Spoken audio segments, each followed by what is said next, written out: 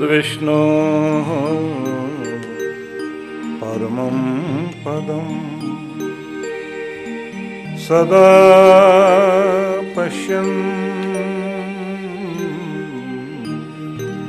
सूरयः दिवे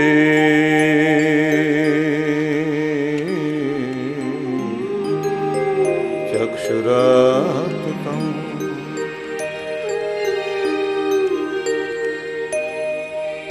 नमः शंभवाय च मयो भवाय च नमः शंकराय च मयस्कराय च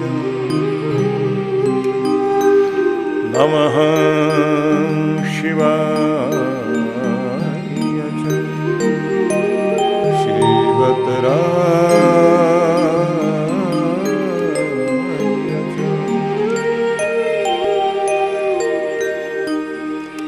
कृष्णाय वासुदेवाय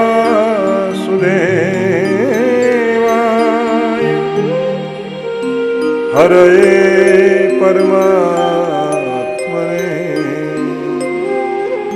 प्रणतक्लेशनाशाय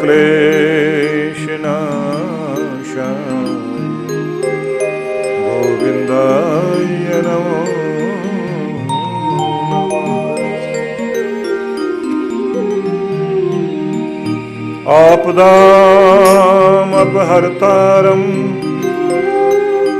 दातारं सर्वसम्पदां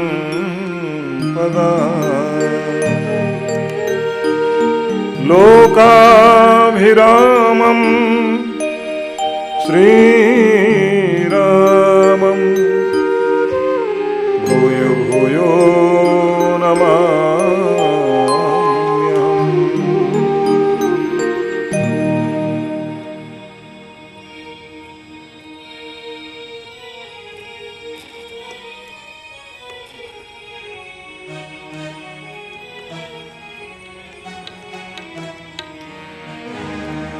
गिरिराजधरं मैं तो तेरी शरण,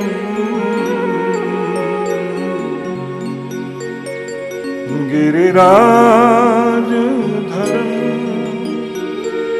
मैं तो तेरी शरण, गिरिराजधरं मैं तो तेरी शरण, गिरिराजधरं मैं तो तेरी शरण, गिरिराजधरं मैं तो तेरी शरण।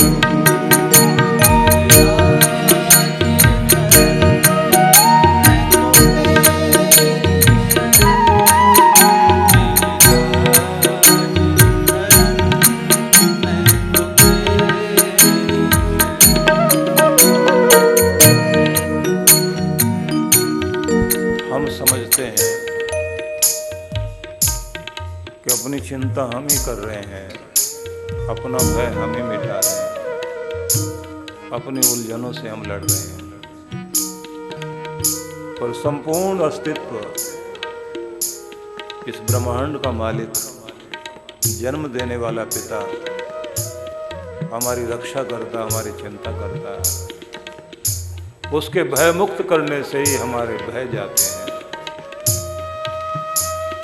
गोवर्धन पर्वत भगवान ने अपनी उंगली पर उठाया, सबसे कहा अपना अपना हाथ लगाओ। सब सोचते हैं हम ही उठाएंगे, कृष्ण ने तो उंगली लगाई। भगवान ने कहा अपना अपना हाथ हटा के देखो। बाहर ऊपर आने लगा, समझ में आया कि गोविंद कृपा तो तुम्हारी है, हमें तो बहाना बनाया गया है। इसलिए ध्यान रखिए, उस प्यारे से कहो जीवन देने वाले पिता, पालनहारे मेरे प्यारे, मेरी चिंताएं, मेरी रक्षा, मेरी संभाल तू ही तो करता है। तेरे सहारे ये जिंदगी, ये जीवन की नौका मैंने छोड़ी है। कर्म का बहाना तूने दिया है, उसमें मैं कसर नहीं छोड़ूंगा। कृपा तूने करनी है तो कमी ना छोड़ना। इसलिए प्यार से आइए, पुकारे।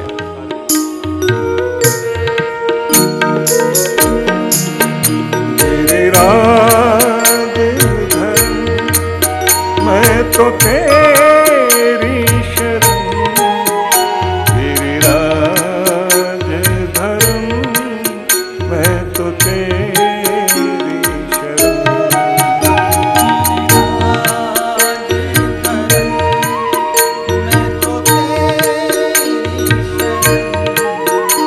मेरी राज धर्म, मैं तो तेरी शरण। मेरी राज धर्म, मैं तो तेरी शरण।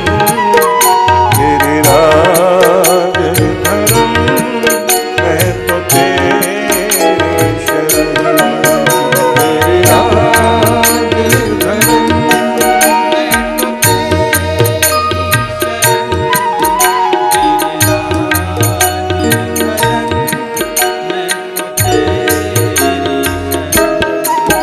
भोलेनाथ प्रभु, मैं तो तेरी शरण।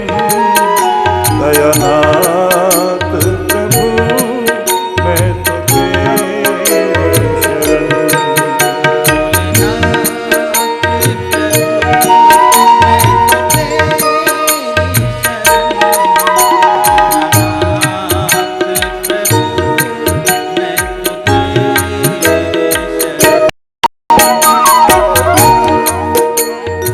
सबके हिस्से का जहर पीकर जिस भगवान शिव ने पूरी सृष्टि को बचाया, हमारी पीड़ाओं को वही तो पीता है। अकारण प्रेम करता है हमें। हमें क्या विशेषता जो वो प्यार करेगा? न जाने कितने कितने खोट हैं, कितनी गलतियां रोज करते हैं। उससे कहते हैं अब नहीं करूंगा, फिर भी करते हैं।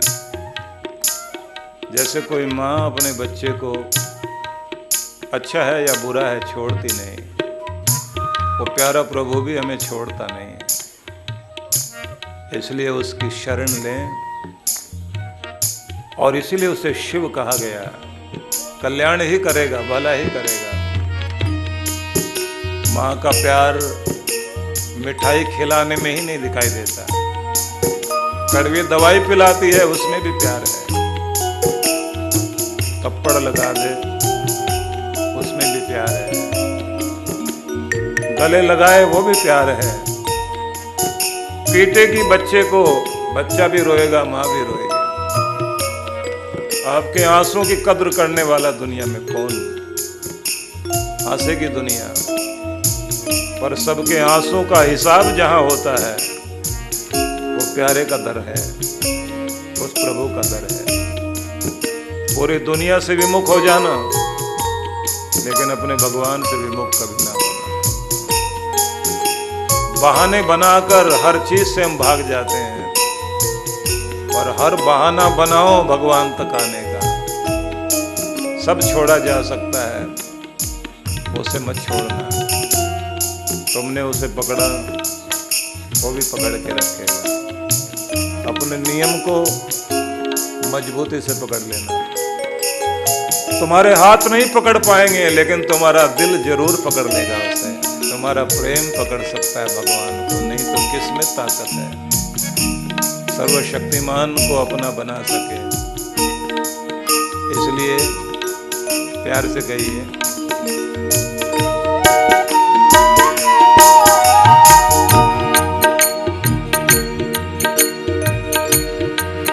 मेरी राज धर्म, मैं तो तेरी शरण। मेरी राज धर्म, मैं तो तेरी शरण।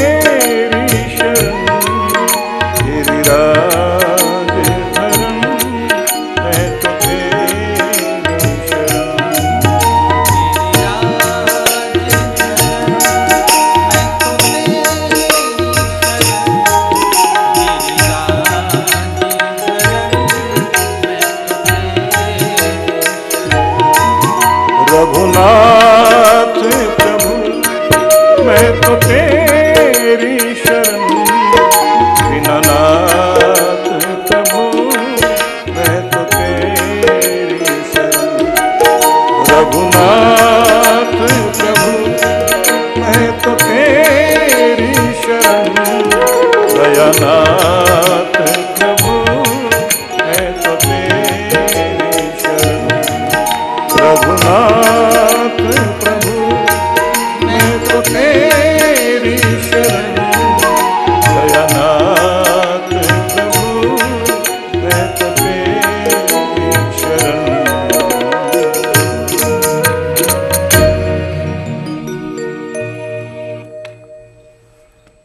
मातृशक्ति पुरुषों, कल हमने भगवान श्री कृष्ण के संदेश पर चिंतन मनन करते हुए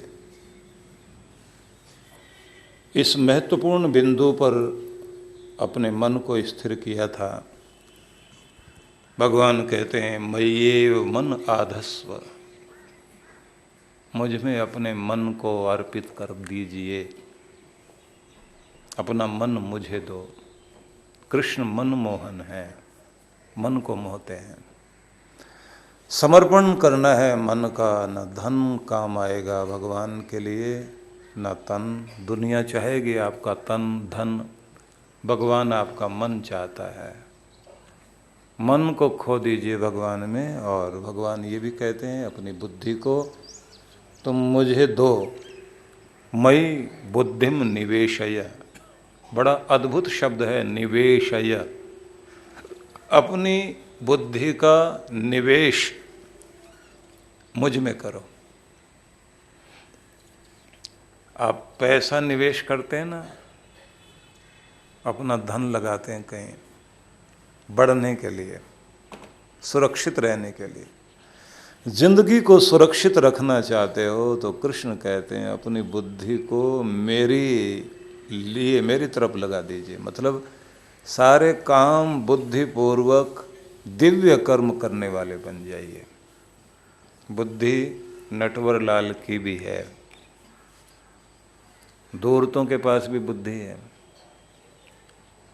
पर वो बुद्धि सुबुद्धि नहीं है। बुद्धि को अच्छा करने के लिए लगाइए तो कुछ अच्छा हो। तो जेम्स वाट ने स्टीम इंजन बनाने के लिए भाप की शक्ति को पहचाना और बुद्धि का प्रयोग किया। केतली पर उठते हुए भाप के कारण ढक्कन को भाप ने बाहर उखाड़कर फेंक दिया।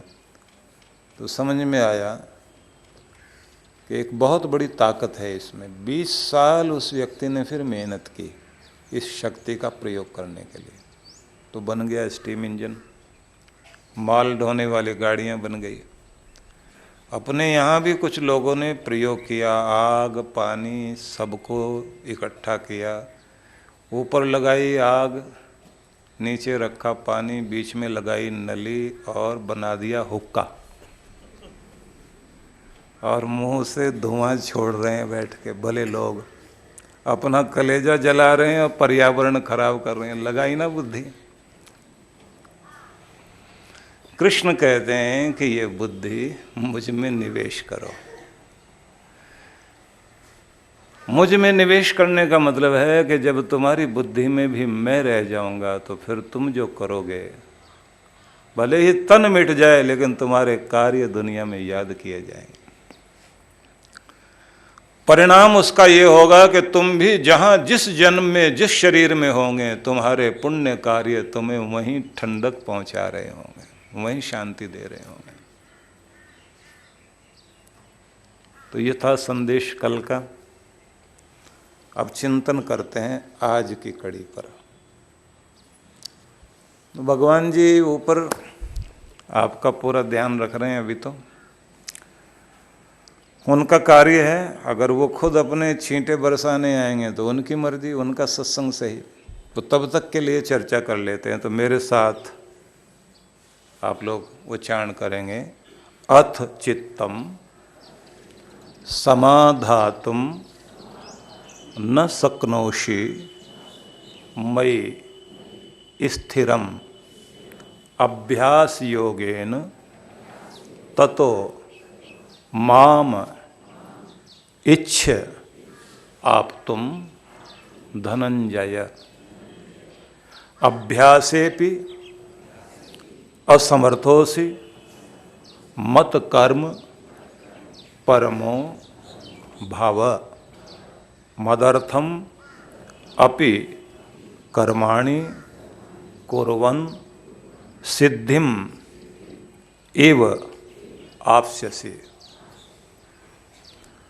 कृष्ण आगे ये कहते हैं कि यदि तुम अपने चित्त को मुझ में लगाने में, स्थापन करने में समर्थ नहीं हो, मतलब पहले कहा कि अपने चित्त को, मन को मुझे दो, मेरे हो जाओ। ऐसे हो जाने का मतलब हो जाता है कि भगवान में खो जाइए। जो भी आप भजन करें, जप करें, पूजा करें, पाठ करें, यज्ञ करें, जो भी भक्ति करें, प्रार्थना करें, स्तुति करें, कीर्तन करें, सिमरन करें, कुछ भी करें, कृष्ण कहते हैं कि उसे करते करते दुनिया भूल जाओ, मन भुला दो और मेरे हो जाओ, गुम हो जाओ, खो जाओ। क्योंकि खोजने से नहीं मिलेगा, खोजने से नहीं मिलेगा, लेकिन उसमें खो जाने से जरूर मिल जाएगा। भगवान में खो जाओ, भगवान में खो जाओ मतलब अपने मन को खो दीजिए तो मिलेगा। कृष्ण आगे फिर कहते हैं अगर ऐसा भी संभव नहीं हो, तुम्हारा मन भी नहीं खो सके, तुम्हारा मन दुनिया में ही लगा रहे, तो फिर क्या करोगे? अभ्यास योगेन ततो माम इच्छा आप तुम धनंजय। अभ्यास रूप योग के द्वारा तुम मुझे प्राप्त करने की चेष्टा करो। अब ये अभ्यास योग क्या है, इसे भी समझिए। आप आज जो भी कुछ हैं तो आप पुराने आदतों को धीरे धीरे बना करके, बूंद बूंद जोड़कर, जैसे घड़ा भरता है, सागर भी बूंद का ही एक संग्रह है, तो छोटी छोटी बूंदों की जैसी आदतें जोड़ते जोड़ते आज आपकी पर्सनैलिटी बन गई। चाहे आप गुस्सेबाज कहलाते हैं या जिद्दी कहलाते हैं या बहुत भले आदमी कहलाते हैं या बहुत कंजूस या बहुत दाता या बड़े सहयोगी या फिर ऐसे व्यक्ति न किसी से लेना न किसी से देना, अपने काम से काम रखते हैं, इन्हें दुनिया से कोई लेना देना नहीं, अलग तरह के आदमी। तो अलग अलग पहचान जो आपकी बनी है वो आपकी आदतों के कारण, आदतें छोटी छोटी चीज़ें जुड़ते जुड़ते बन गई हैं। आदतें पहले बनती हैं, बाद में फिर वो आदमी की ज़िंदगी बनाती हैं। आदतें कैसे पड़ी हैं? किसी चीज़ की लगातार प्रैक्टिस करने से आदत बनती है। और आदत की एक बड़ी खराब आदत है कि वो हमेशा कहती है मुझे दोहराओ, रिपीट करो। जो मैं बन गई हूँ, अगर गुस्से की आदत बन गई तो वो आदत कहेगी बार बार रिपीट करो, चलो बार बार गुस्सा करते हैं। सिगरेट, बीड़ी, तंबाकू, नशा करने की आदत पड़ गई तो आदत कहेगी मुझे दोहराओ। और जितने बार उसे आप दोहराएंगे रेखा मस्तिष्क में और गहरी होती जाएगी, तो ये रस्सी आदत की मोटी होती जाएगी, ये जंजीर और मजबूत होती जाएगी। लेकिन अगर मैं ये कहूँ कि जैसे किसी ने जाके कहा डॉक्टर साहब मुझे बहुत खांसी उठती है, कोई इलाज बताओ, बोले बेटा खांसना छोड़ दो, ठीक हो जाएगा सर। अब ऐसा संभव है क्या? किसी को खुजली थी तो उसने जाके कहा बहुत खुजली होती है, इलाज बताइए, बिना दवाई का इलाज, बोले खुजाना छोड़ दीजिए, इलाज पूरा। अब इतनी हिम्मत किसकी कि खुजली वाली जगह पर हाथ चला जाए और माई का लाल कोई रोक पाए हाथ? फिर नहीं रुकता, या तो मजा राज में या खाज में, तो रुकता नहीं हाथ। क्योंकि अगर हम ये कहें आदत छोड़ दो, छूटेगी नहीं। क्या करना चाहिए? जैसे प्रैक्टिस करते करते आपने एक आदत बनाई है, ऐसे प्रैक्टिस करते करते अच्छी आदत बनाइए और प्रैक्टिस करते करते पुराने को मिटाइए, इरेज कीजिए, डिलीट कीजिए जो आपकी आदतें बन गई। सीधे सीधे लड़ने से तो बात बनेगी नहीं। तो अभ्यास वैराग्याभ्याम तन निरोधा, अभ्यास वैराग्य से व्यक्ति अपने मन को साधता रोकता है। तो इसके लिए एक तरीका याद कर लीजिए, जिस तरफ से हटना चाहते हो उसके बारे में मन को पहले समझाओ कि ये चीज़ क्या है और कितनी खराब है और कितना तुम्हें कहाँ ले जा सकती है, क्या चोट पहुँचाएगी। ये तुम्हारी उन्नति को रोके बैठी है, तुम्हारी तरक्की, तुम्हारी खुशियाँ, तुम्हारे व्यक्तित्व, तुम्हारे बड़प्पन को रोके बैठी है। तो पहले तो मन समझ ले कि नहीं बुरी चीज़ है, छोड़नी चाहिए। फिर ये समझाना शुरू कीजिए कि छूट सकता है, थोड़ा मर्द बनो, हिम्मती बनो, साहसी बनो और जल्दबाजी नहीं करना, धैर्य रखकर लगातार कोशिश करो तो छूटेगा। तो ऐसे समझाते समझाते उसके बाद आप आइए, जिस चीज़ को छोड़ना चाहते हैं उसका अभ्यास शुरू करें और जिधर खुद को ले जाना चाहते हैं उसकी प्रैक्टिस करें। किसी आदत को ग्रहण करने में 3 हफ्ते लगते हैं, छोड़ने में 6 लगते हैं। छूट जाए तो उसके बाद उतने ही मजबूती से अपने को शाबाशी देते हुए अपनी जगह टिके रहिए, जिद्दी बन जाए। आप बुरी चीजों की जिद करते रहे हैं, अब अच्छे के लिए जिद करके देखिए, व्यक्तित्व बदलता है। कृष्ण ये कहते हैं अगर तुम्हारा मन नहीं लगता तो फिर एक बात ध्यान रखना कि अभ्यास से, तुम्हारा अभ्यास योग के द्वारा मन टिकेगा।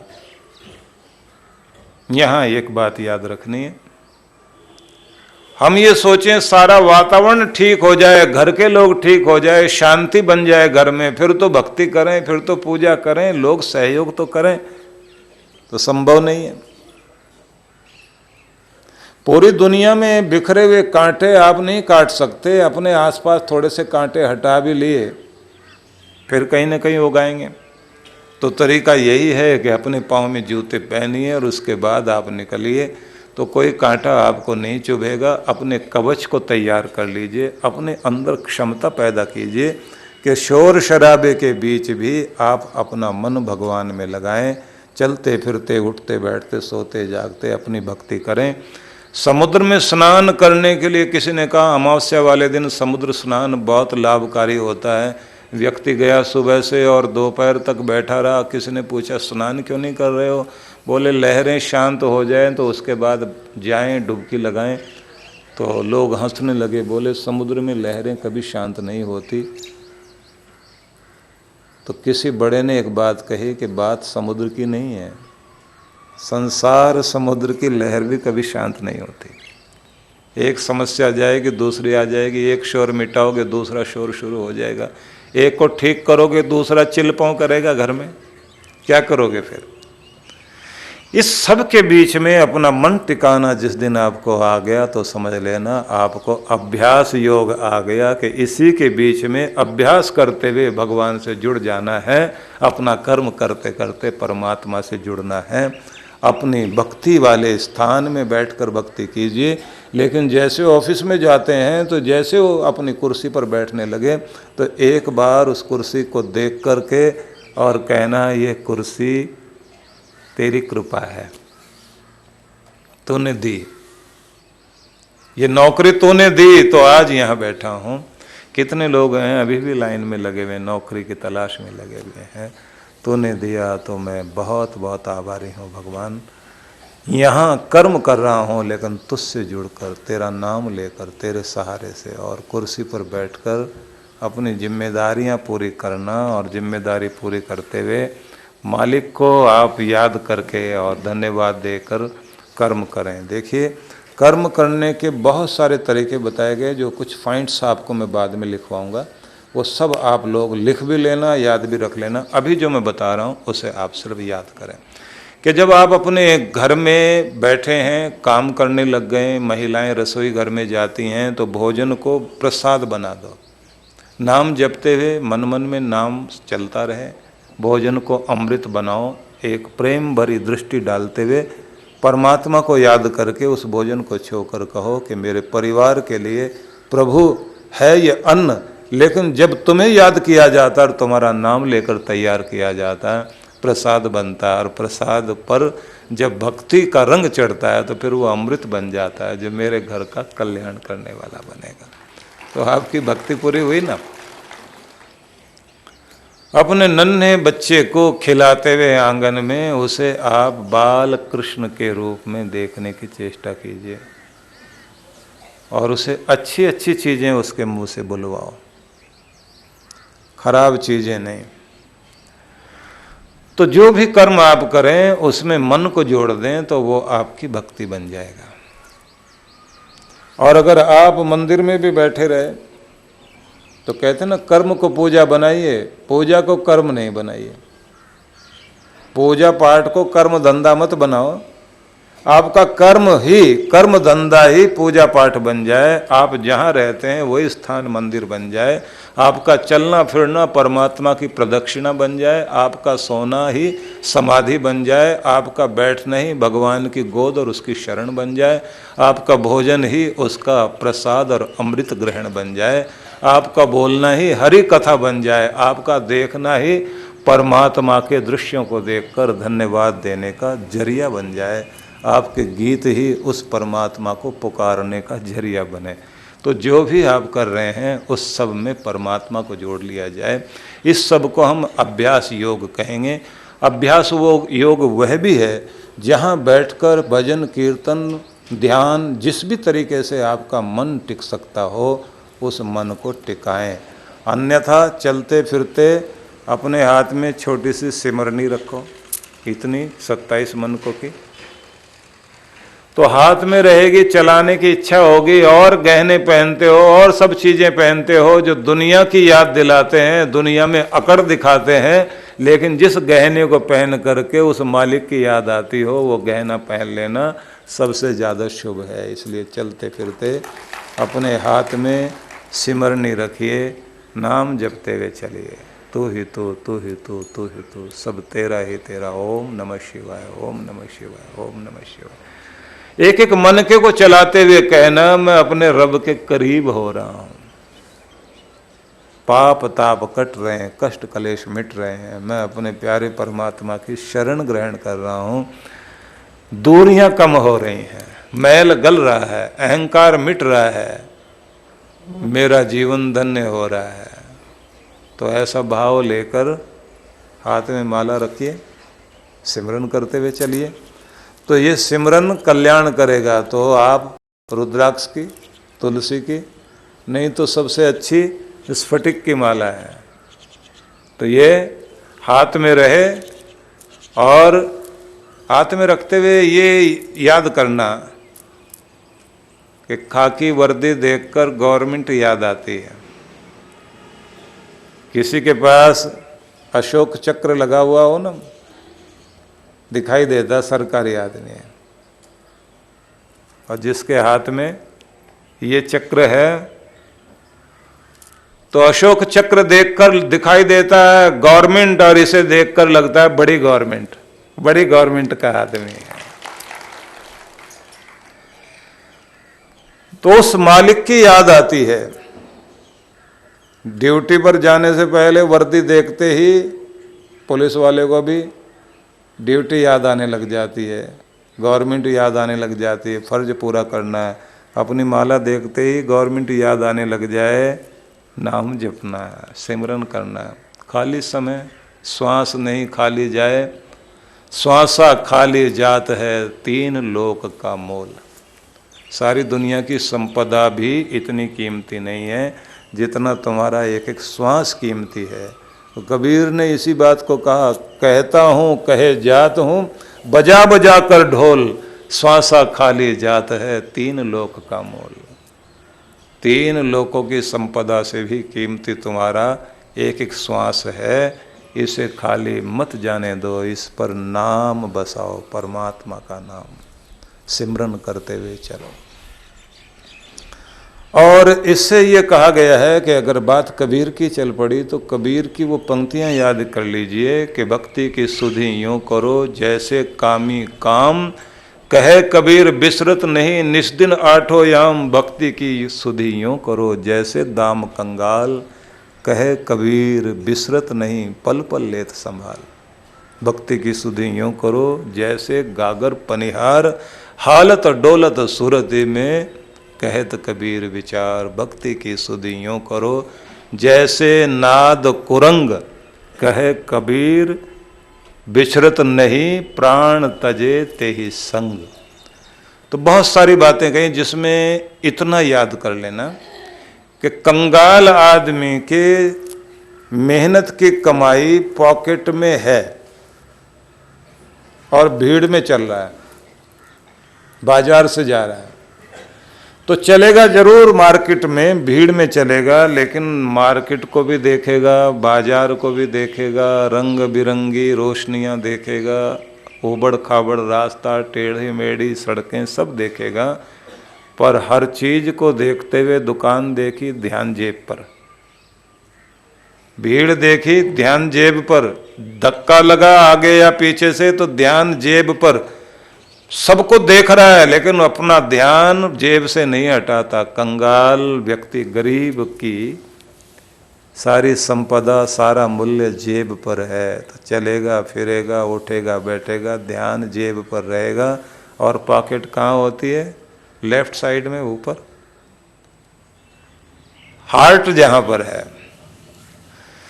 तो कहते हैं कि उसका अपने माल पर ध्यान है तो पॉकेट के नीचे तुम्हारा दिल है, और दिल में तुम्हारा दिलबर, तुम्हारा परमात्मा बैठा है। तो तुम चलो फिरो लेकिन ध्यान दिल में बैठे हुए मालिक पर रहे।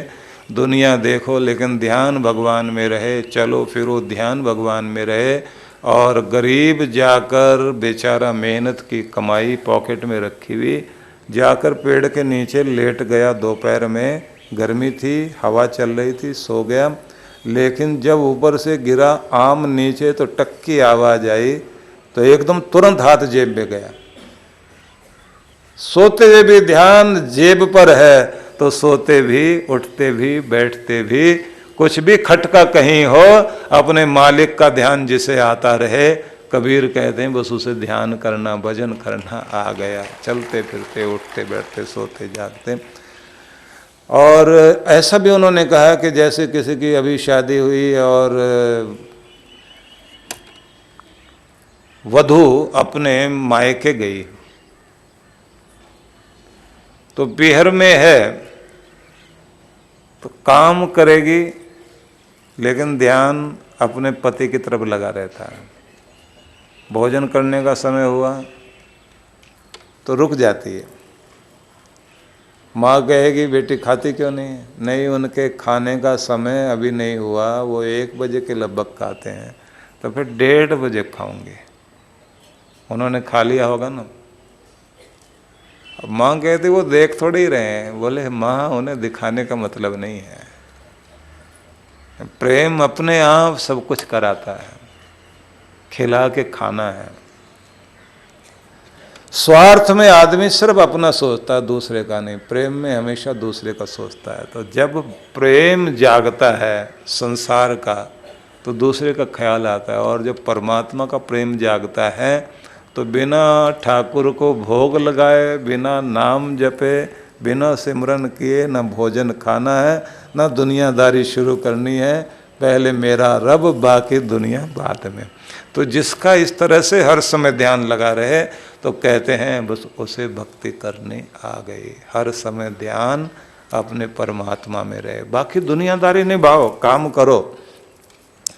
कृष्ण तो मन ही कहते हैं ना कि अपने मन को मुझे दो। दुनियादारी के काम निभाते निभाते, भोजन कर रहे हो तो भोजन करने से पहले 1 मिनट आंखें बंद करके या बिना आंखें बंद किए भी आप अंदर अंदर याद कर लो, बाहर वालों को पता भी ना लगे आप भक्ति भी कर रहे हो। जपा जाप की स्थिति तो ऐसी हो जाती है, चलते फिरते उठते बैठते आपके अंदर से परमात्मा का नाम चलने लग जाता है। तो जल्दी जल्दी से आप लोग सुन लें, क्योंकि मैंने बहुत कुछ सुनाना है आपको। तो आगे आपको ये बताना चाहता हूं कि जब आप अभ्यास योग के द्वारा परमात्मा की तरफ चलने लग जाते हैं तो निश्चित ही हर समय आनंद में रहोगे। शुक्र है परमात्मा तेरा, बहुत आभारी हूँ, धन्यवादी हूँ परमात्मा, हर रूप में मैं संतुष्ट हूँ, खुश हूँ। तूने सब तरह से मेरा बहुत ध्यान रखा हुआ, हर तरह से तू मुझे सब कुछ देता है, कृपा करता है।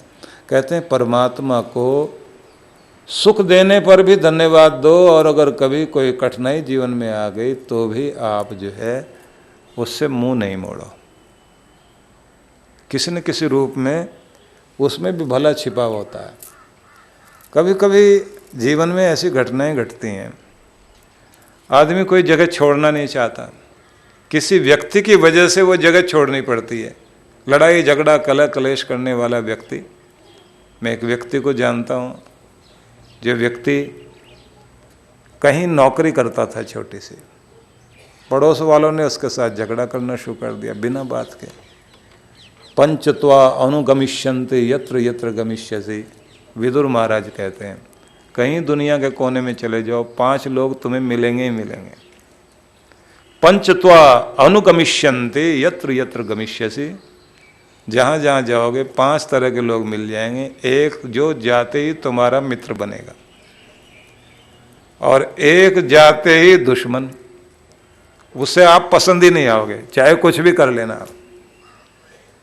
एक ऐसा होगा जिसे तुम पसंद आओगे, और एक ऐसा होगा जो तुम्हें पसंद ही नहीं करेगा, और एक ऐसा होगा जिसके सहारे से तुम टिकोगे, और एक ऐसा भी होगा जो तुम्हारे सहारे से रहेगा, और एक वो होगा, एक तरह के लोग, मतलब एक कैटेगरी लोगों की वो होगी जो दुश्मन बन जाएंगे, एक कैटेगरी होगी जो दोस्त बन जाएंगे, एक श्रेणी वो होगी जो जिसके सहारे से आप टिकोगे, एक श्रेणी वो होगी जो आपके सहारे से आपके पास रहेंगे, और 5वीं श्रेणी वो होगी कि जिसे आपसे कोई लेना देना नहीं है, ना आपकी अच्छाई से ना आपकी बुराई से, है तो है, होता रहे, हमें क्या। तो कहीं भी चले जाइए आपको इस तरह के लोग मिलते हैं। तो उस बेचारे व्यक्ति के पास में छोटी सी नौकरी थी, दुश्मनी करने वाला पड़ोसी हो गया, झगड़ा वगड़ा चलता रहा, नौकरी छोड़कर जगह छोड़कर जाना पड़ गया, भटकता रहा साल भर।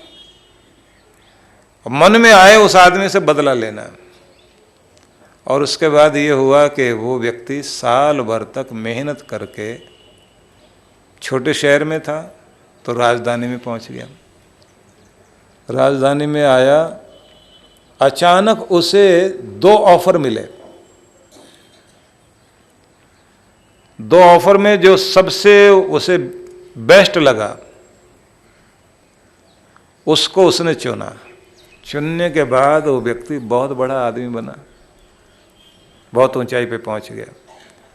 ऊंचाई पर पहुंचने के बाद जब सब तरह से उसके पास बड़ा मकान हो गया, गाड़ी हो गई, सब सुख सुविधा हो गई, तो उसका मित्र एक दिन मिलने आया कि बताओ अब उस आदमी से बदला लेना है तो मैं भी छुट्टी पर हूँ, चलते हैं उसका इलाज करते हैं। तो इसने कहा नहीं, अब नहीं, वो आदमी बहुत अच्छा था, अगर वो मेरे पीछे लगकर ये बैर न बांधता तो मैं छोटी सी नौकरी में पड़ा रह जाता। आज मेरे पास इतना सब कुछ है, तो उस बेचारे ने जो कुछ किया तो समझो भगवान ने ही कराया कि वहाँ से छोड़ के इतनी बड़ी जगह आ गया, नहीं तो छोटा रह जाता।